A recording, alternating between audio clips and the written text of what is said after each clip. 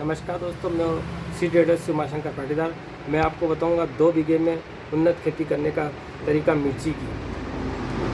आप देखेंगे सबसे पहले खेती को तैयारी कैसे की जाती है।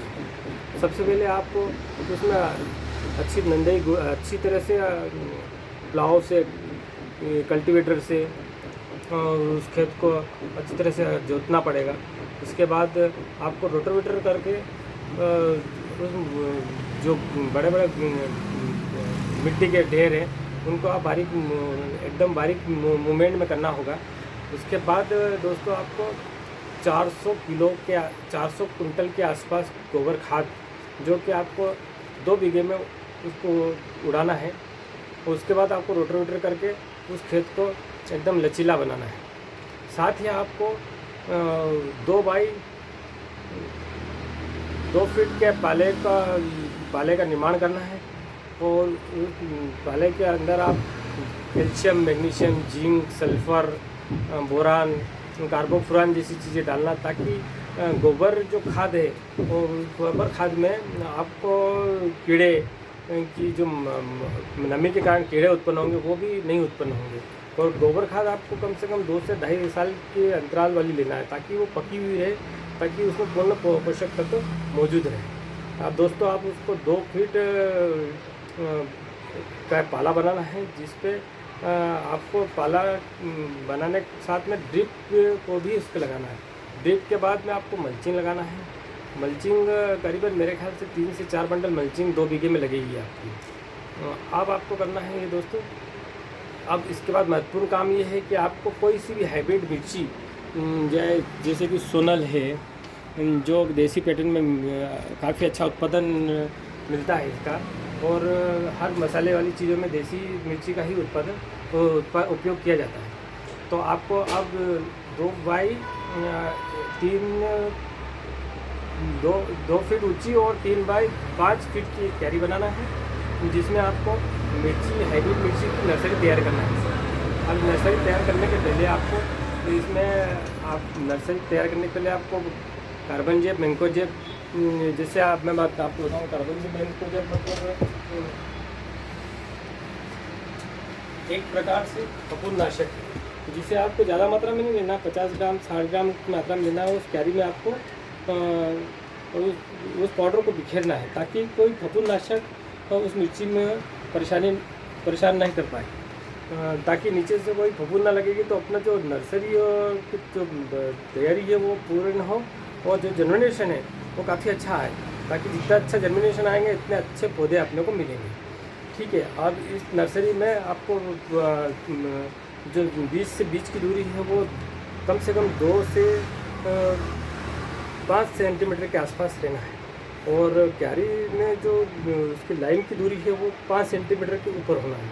अब आप इन बीच में जो बीज है उसको आपको बहुत ही ऊपर रखना है, ताकि हल्की सी मिट्टी उस बीज पे रहे, ताकि अंकुरण अच्छा से हो जाए और नमी भी, ताकि बीज आसानी से निकल पाए।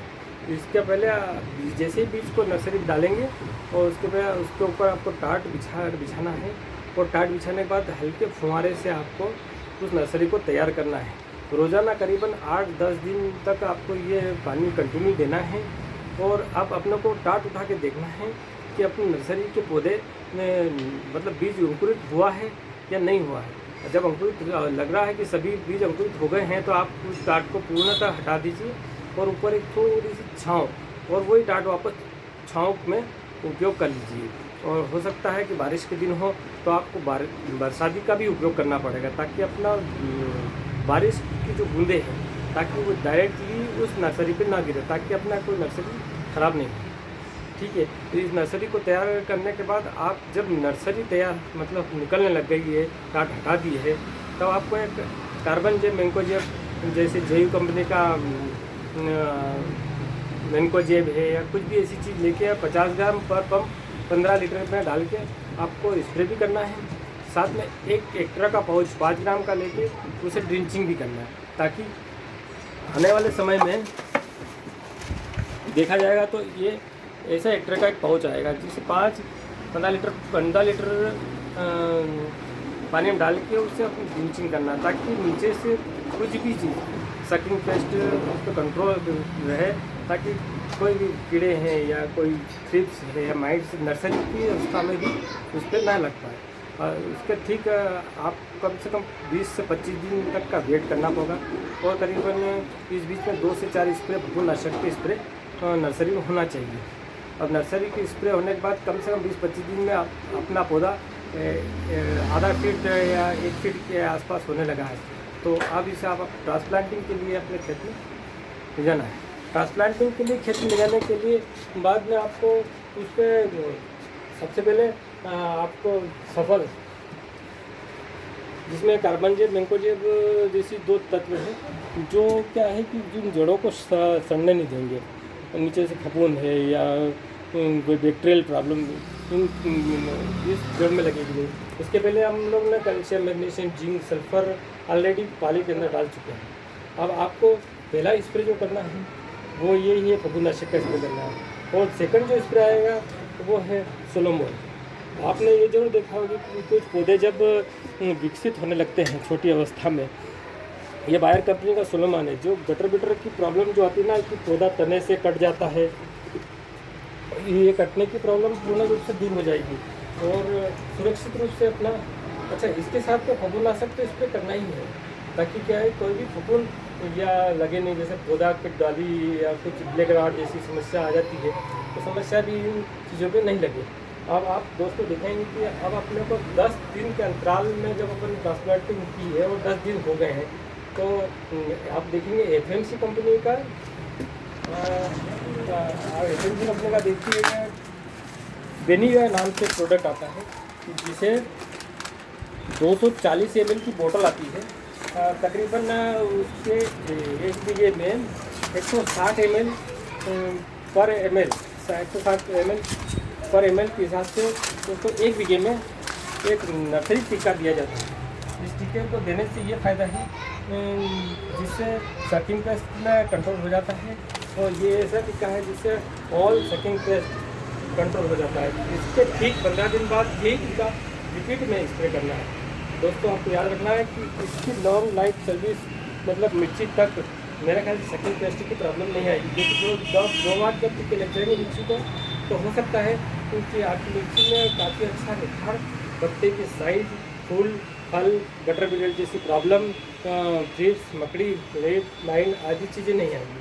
और उसके बाद पोषक तत्वों की बात करें तो सबसे पहला जो पोषक तत्व है वो 19-19 है, जिसे अपन 3 किलो बीघे के हिसाब से ड्रिप इरीगेशन के हिसाब से देंगे।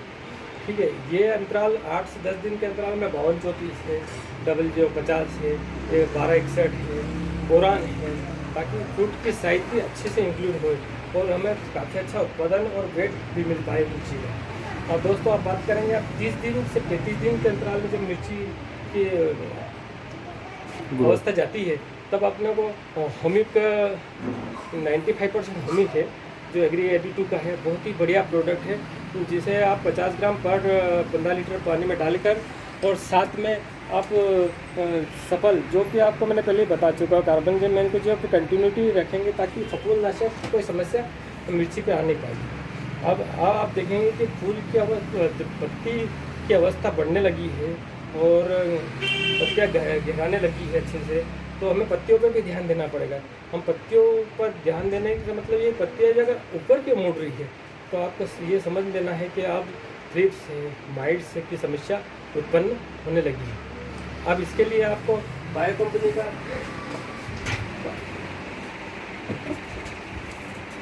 ये है पेंसीभाव का बायो आर 303, इसे 20 ml पर 15 लीटर टंकी में डाल के आपको स्प्रे करना है, और साथ में आपको कोई ऐसी होमिक लेना है, त्रिशूल है या त्रिशूल जाइम है, जिससे कि उस पौधे का विकास भी कंटिन्यूटी में अच्छी तरह से हो, ताकि जितना बड़ा पौधा होगा उतना ही माल उस पर लग पाएगा।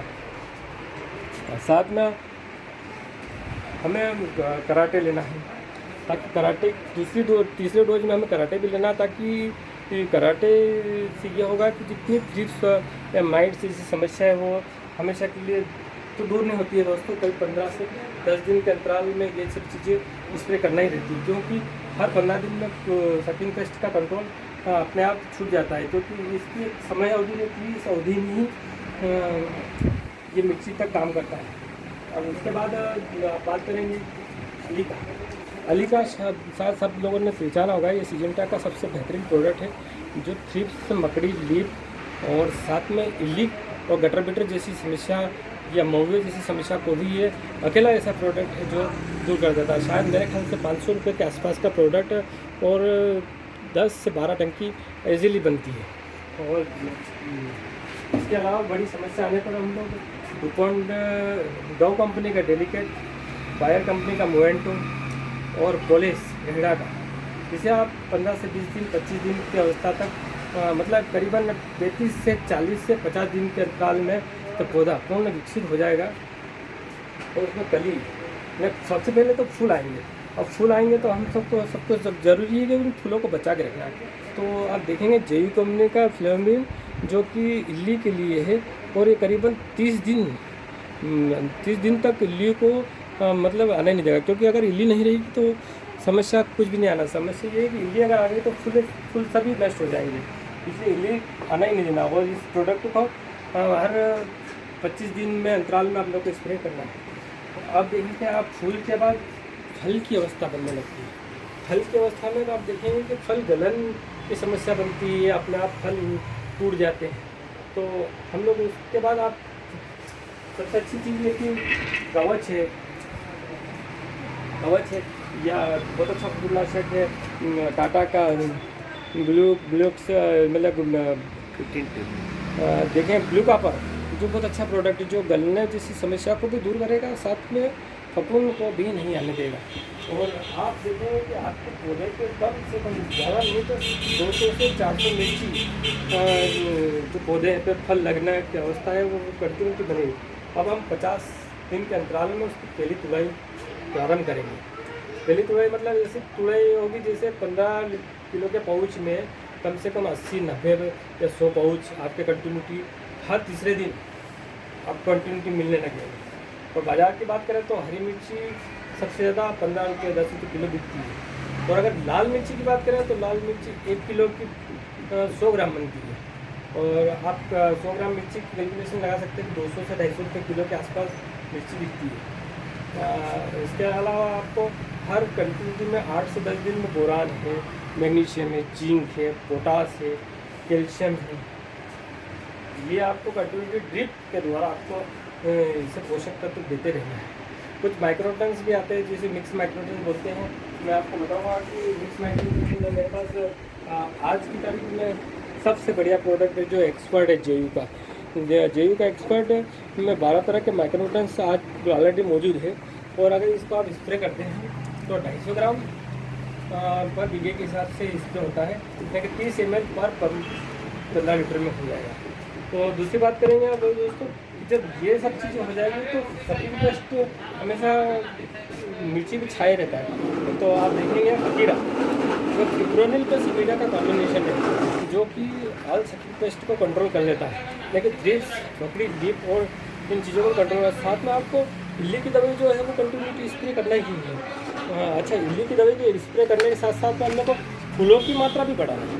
फूलों की मात्रा बढ़ाने के लिए दमंग प्लस जो कि 5 ml 15 लीटर की बोतल में 15 लीटर टंकी में डाल के आप स्प्रे करेंगे तो देखेंगे कि फूलों की संख्या, मेरे ख्याल से मैंने देखा है तो हजारों की संख्या में फूल दिखेंगे आपको। जब वो फूल अच्छी अवस्था में आने लगेंगे और आपको लगे कि आप फूल से फल की अवस्था बनना चाहिए, तो उसके बाद आप ओकिया जो कि बेंसीवाओ का एक बहुत बढ़िया प्रोडक्ट है, 10 ग्राम 200 लीटर पानी में जाएगा, मतलब लगभग 1 ग्राम 15 लीटर पानी में स्प्रे करने पर ये जो प्रोडक्ट है ये कम से कम आपके यहाँ जितने भी फूल हैं उनको फल की अवस्था में बचा देगा। और जितनी भी साइज टेढ़ी बाकी या कुछ हरापन में पिलास बनाती वो भी ये दूर कर देगा। ये बेहतरीन पेंसिभाव का प्रोडक्ट शायद मैंने सुना जाता है कि Andhra Pradesh government authorise company है, जो आज की तारीख में मिर्ची का सबसे बड़ा गढ़ बोला जाता है, जहाँ मिर्ची की सबसे बड़ी आवक होती है। और मिर्ची में सबसे बड़ी जो समस्या आती है ना, तो थ्रिप्स, राइट्स